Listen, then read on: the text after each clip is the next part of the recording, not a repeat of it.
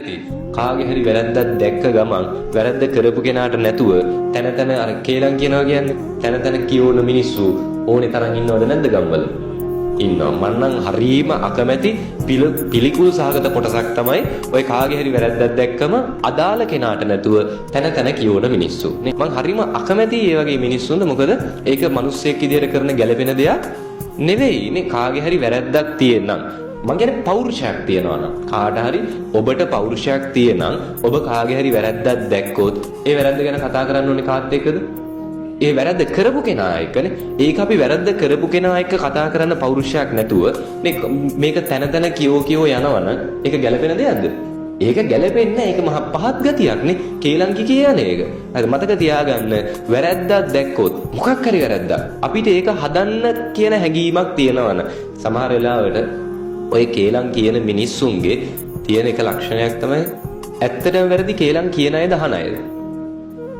අහන අයත් ඔගේ වැරද්ද බාර ගන්න ඕනේ නේ. මොකද කේලම් අහන අය තමයි කේලම් කියන අය මේ උසි ගස්සලා යවන්නේ නේ. අද කේලමක් කියපු ගමන් කියනවා අනේ නේ ඔයා ඕක කිව්වේ නැත්නම් අපි දන්නේ නැහැ. නේ ඔයා ඕක කියපු එක කොච්චර දෙයක්ද? අනේ හොඳයි නේ කියලා සමහර විට උඩ තියලා යවනවද නැද්ද? යවනවා. කේලම් කියන අය Tamanට කියන්නේ එහෙම මිනිස්සු එහෙම කරන්නේ හිතන්නවද? සමාජයෙන් Tamanට නොලැබිච්ච අවදානයක් Taman විසින් බලෙන් ගොඩනැග ගැනීම සඳහා තමයි මොකද කරන්නේ? කේලම්කි කියන්නේ නේ. අඩුපාඩු තන කියෝ යන්නේ. මං කියන්නේ ගම්වල ඔය පහත් වැඩේ නම් කරන්න එපා. පවුලේ ඇතුලේ ප්‍රශ්නයක් තියෙනවා නම් ඒක පවුල ඇතුලේද කතා කරන්න ඕනේ අල්ලපු ගෙදරත් එක්කද? පවුල ඇතුලේ කතා කරන්න ඕනේ නේ.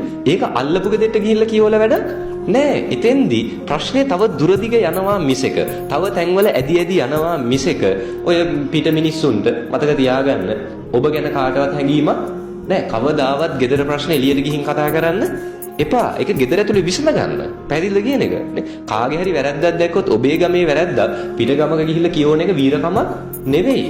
ඔබේ ගමේ කවුරු හරි කෙනෙක් කරන වැරද්දක් එයාට නැතුව තන තන කියවන එක වීරකමක් නෙවෙයි. කියන්න ඕනේ කාටද?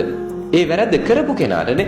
එයත් එක කියන්න මතක තියාගන්න වැරද්දක් දැක්කම අහක බලාගෙන යන්න කියනේම නෙවෙයිනේ. වැරද්ද කරපු කෙනා එක්ක අනිවාර්යෙන් කතා කරන්න ඕනේ. ඒ කෙනාට පැහැදිලි කරලා දෙන්න ඕනේ. එයාට ඒක තේරුම් ගන්න බැරි නම් සමහර විට ගම වටේ කියවන එකෙන් අව කේලම් කියන අය මේ වැරදි දැක්කාම කියෝ යද්දී ඒකට හේතු විදියට මොනවද කියන්නේ?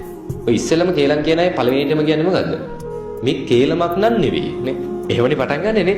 කේලමක් නන් නෙවෙයි මේ කියන්නේ කියලා පටන් ගන්නවා. පටන් අරගෙන කියද්දි කියනවා අපි මේව කියවන්නේ අපි මේව තන කියවන්නේ නිකන් නෙවෙයි නැත්තම් ඕකුන් හැදෙන්නේ නැහැ කියනවානේ. හරි වැරදි තන කියවද්දී අපි කියනවා මේව කියවන්නේ නිකන් නෙවෙයි මේව තන කියවලා ලැජ්ජ කෙරුවේ නැත්තම් එවුන් හැදෙන්නේ නැහැ. අපි එහෙම කියනවා. හොඳක් දැක්කම මොකෝ කරන්නේ? ගමේ හොඳක් වෙනවා. ඒක දකිනවා. තන කියවනවාද? මොන පිස්සුදනේ තන කියවන්නේ. අපි හිතනවා මේව තන කියවන්න හොඳ නැහැ. කියවුවොත් එවුන්ගේ ලොකුකම තව වැඩි වෙනවා නේ. හරිද? එවුන්ගේ ලොකුකම් වැඩි වෙයි. අපේ රටේ මිනිස්සුන්ගේ තියෙන මම දන්නේ මේක මම අපේ රටේ මිනිස්සු පහත් කරනවා මේ අපේ අය මේ දුර්වල තැනට දාලා කතා කරනවා නෙවෙයි. හරිද? මේවා හදාගන්න ඕන නිසා කියන්නේ. මේ ගැන හැඟීමක් තියෙන නිසා කියන්නේ. ඔබ ඔබේ ගමේ නිදහසේ ඉන්න ඕන නිසා කියන්නේ. හරිද? ඔබේ පවුලේ ඔබ සතුටින් ඉන්න ඕන නිසා කියන්නේ.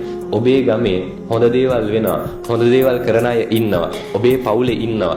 කවදාවත් හිතන්න එපා මෙයා හොඳ දෙයක් කරනවා මෙයාගේ දක්ෂතාවයක් තියෙනවා මේක අගය කරොත් මෙයා ඕනෝට වැඩි ඔලු උදුම්ම ගනි මෙයාගේ ලොකුකම වැඩි වෙයි. එහෙම කවදාවත් හිතන්න එපා. හොඳක් දැක්කොත් පුළුවන් තරම් අගය කරන්න. ඒක ලස්සන දක්ෂ මිනිස්සෙක්ගේ ළඟ තියෙන ලක්ෂණයක් නේ. නිහතමානී මිනිස්සෙක්ගේ ළඟ තියෙන්න ඕනේ ලක්ෂණයක් ඒක. ඒ නිසා මතක තියාගන්න කිසි ભેදයක් නැහැ. කවුරු හරි හොඳක් කරනවා නම් අගය කරන්න.